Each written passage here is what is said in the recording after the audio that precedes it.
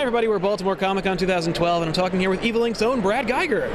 Hey Sal, thanks for coming by, I appreciate it. My pleasure. How are you? I'm doing great. This is a wonderful show. This is one of the two big highlights of my year. Seattle on one coast, Baltimore on the other. They're both amazing shows. I look forward to this one all year round. Absolutely. Now I consider you to be kind of like the ambassador to webcomics, being the owner and proprietor of webcomics.com. So let's talk a little bit about webcomics themselves, if you don't mind, of course. Oh yeah.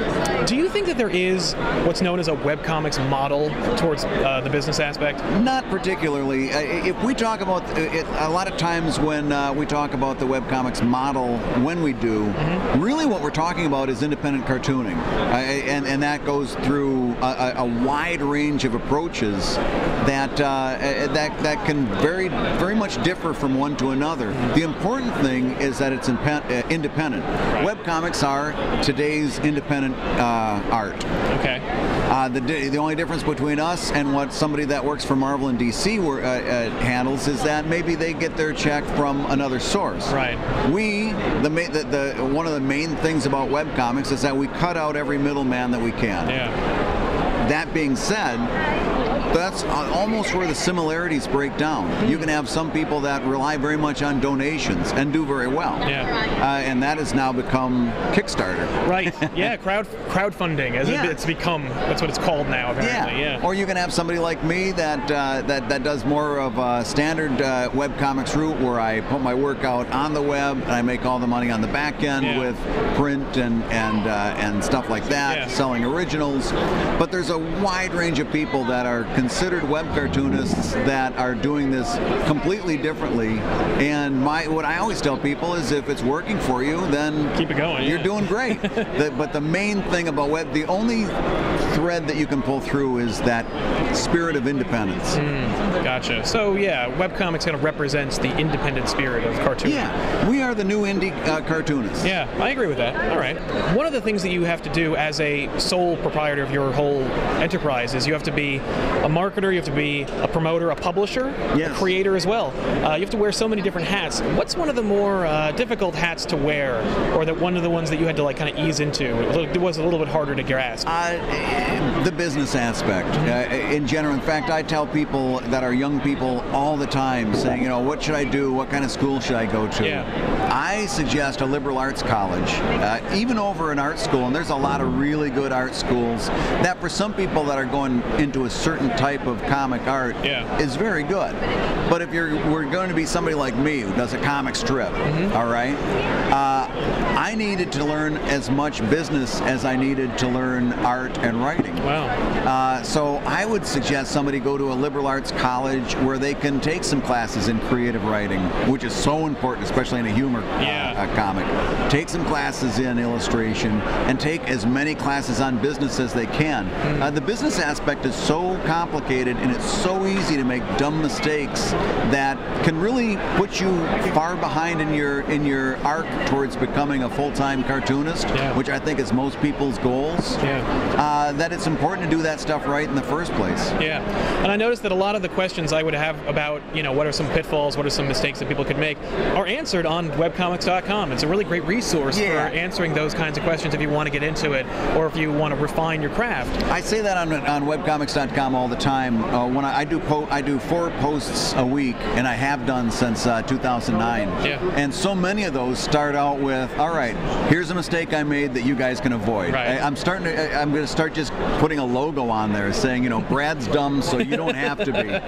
But in doing this and really doing it to the volume that I do it, I get a chance to experience a lot of stuff. I just recently started with doing a digital download of my comic, and I made a lot of dumb mistakes there that members of webcomics.com will now know how to avoid. And they can learn from it, now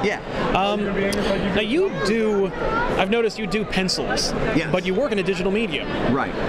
I've gone backwards. I've actually regressed. I am. What was that guy in the Brad Pitt movie? The guy that aged backwards. Benjamin Button. Yes. I am the Benjamin Button of webcomics. I started out. I always have been doing somewhat traditional media. I did pencils and inks, but then that was where it went digital for me. After that, I would do panel composition, word balloons, and lettering digitally. And just recently, after exhibiting at Comic Con with Dave Kellett, I am really seeing the flexibility and the breadth that he got with his hand lettering. It encouraged me just with the strips that are appearing on the site this month to switch over to hand lettering. So hand lettering also meant the hand-drawn word balloons and the panels could not be tweaked in InDesign anymore. Right. I'm doing a completely start to finish hand-done strip right up until the time that I scan it and I send it over to my friend Ed Ryzowski, who adds the colors to it. So it's I'm literally going backwards. I don't know. Watercolors maybe are the next step. There you go. Take up the guitar. Yes. One of the other aspects of webcomics I've noticed is a big social media presence. While it's good that you put yourself out there, you get to be one-on-one, there are also some negative aspects of that as well. There's a Marvel writer, Dan Slott, who recently he was talking about this. When you tweet at me, you're getting into my direct feed. I really applaud Dan Slott for making that comment, because I think we need to get a little bit of etiquette when it comes to social media. And there's nothing that irks me more than when somebody says, like for example, webcomics.com says, at Guigar, this problem exists at webcomics.com, blah, blah, blah. Well, I've got people can reach me on the site incredibly easy. It's right at the top. There's a contact button. You can send me a direct line. Everybody that reads my Twitter feed does not need to know about this inside baseball minor problem that is happening with webcomics.com, and it also makes webcomics.com look bad. That's I true. would rather handle it. It's like, keep it internal. if you had your fly undone right now and just keep the camera up, there's two ways I could do that. Right. I could say, hey, his fly's undone. Or I could take his side and I could say, you know what, Sal, when you get a chance, do something about that fly. Hey, let's take a break. Which way would you want me to handle that? Obviously on the down low, I'd rather. That's how I would rather handle the Twitter feed. The Twitter feed is for social things. And the problem is that we need a little bit more social in social media. We need a little bit more society, a little bit more etiquette, a little bit more think before you post, because otherwise you may be kind of irking someone and they don't even know it. It's true. You're also kind of shooting yourself in the foot as far as if you want to break into the industry. You're not really making much friends by pointing out, that you may think you're trying to, help them out by giving them some kind of criticism. But most creative types are their own worst critics. So it's like, if you noticed it, they noticed it well before you got there. Right. No, I think that's the key right there, is kind of thinking this isn't a private email. This isn't something that's going on between two people. You're in a crowded room talking. You are being overheard. So act accordingly. I was thrilled to hear that Dan made that comment. He put into words much better the same thing that I've been feeling for a long time. It's just a kind of collective frustration, and someone says, "Here's the problem," and it's thank you. So, do you think the solution is really just encourage the good behavior, or do you kind of wish you could? Is scarcity a solution? In all things, I'm a big fan of behavior modification, which is basically you praise and you positively reward the behavior that you like to see, and you ignore the stuff that you don't like to see. This sounds a lot like it's coming from a parental position or a teaching position. I've definitely, having two kids has definitely taught me that how you respond to something makes a big difference in how that behavior resurfaces in the next go-round. I always tweet back to people who are talking to me in a way that I value, in a way I like to be talked about, whenever possible. I can't respond to every tweet. No, sure. But if something comes by that is like, I'd rather not go down that road. I just choose not to go down that road. Right.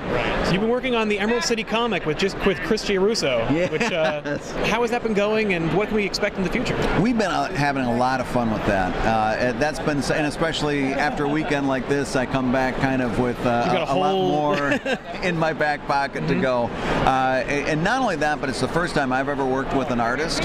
So it's been a situation where I've written material and then saw what Chris brought to it, and he is like right at the top of his game, and he brings such an amazing amount of craft to what he does that I'm continually overwhelmed by what I see. Sometimes I bring him a 5 and he turns back a 10. Wow. You know, it's just amazing to see what he can bring to that process. What I'm hoping is by next year we'll have enough comics to put a book out. I really want to see this in a print collection. So do I. And I'd love to see them use that as an Emerald City exclusive. That'd be great. Whether we're going to be at that place by next year, I don't know, but that's my hope. And if not then soon. But yeah, I think you're going to continue to see that update every Thursday on Emerald City Comics website.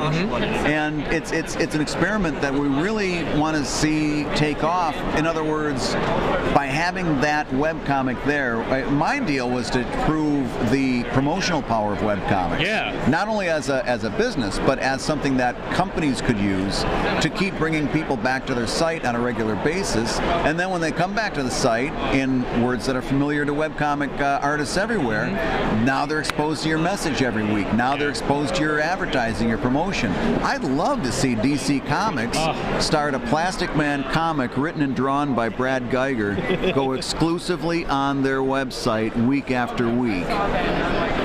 Please call me. But no, I'd love to see DC Comics. I'd like to see I'd like to see them anchor their sites with a webcomic. It's a more natural fit you could not imagine. And especially they're making comics. Why wouldn't you want to reach them through that medium? And having a strip every week brings those people. That now you've got a group of people that are coming back. Not only that, but you've got a group of people who are sharing that through social media with their friends. Now you're bringing more people to your site. They're coming back every week. They're getting inundated every week with not only the comic, but the other messages that you want to give. And Emerald City has seen this explode. If you talk to Jim Demonakis about his numbers, about his web traffic, and we did, you remember webcomics.com, so I wrote about this, and we shared some numbers on the site. There was a tremendously successful way of building regenerative traffic to your site. I was actually talking to a guy, Yale Stewart. He does a strip that is now called JL8. It's about it's like mini Marvels, but for DC, and it's his strip, but he's not working with DC to do it. And he's talked to a couple of creatives from DC who are really big fans of it. But it's like, why doesn't DC sponsor the strip and put it on DC.com and say, here, let's do this together. You're making this. Sal, let's screw him. Plastic Man by Brad Guigar. No, I would love to see that. JL8, I'm sure he's a nice guy. I'm sure he does his thing. Plastic Man by Brad Guigar. Can we stay on message here? We'll stick on message. Can we stay on message? Plastic Man by Brad Guigar. Next topic. You're on my nerves. Understood. Anything? Oh, it's funny. I was actually, when we were talking about when we were teasing at the Emerald City Comic a while back, I always thought it was going to be a strip that led up to the con season, and then we would see it drop off. But this has actually become an actual, this is another one of your strips that is coming out consistently. No end in sight? No end in sight. Not for as long as it does its job and brings that traffic in and brings promotion, social media opportunities, etc. That's the main reason they did that. Other than to have fun and to do something creative, the main reason for that is it is a traffic generator for that site, and it's doing an amazing job. And for as long as it does its job, we're gonna keep cranking it out. Absolutely, and proof positive that a Plastic Man strip would do really well for DC.com. Plastic Man in a strip written by somebody who has a love and abiding passion for that man. That somebody like Brad Guigar. If only Brad Guigar were available for he might make a little time in his schedule for something like that. I think you might be right. We'll have to talk to them about that. But thanks for talking with us, Mr. Guigar. Hey, thank you, Sal. I appreciate it. See you later. I had no outro for that one. Bye. Bye.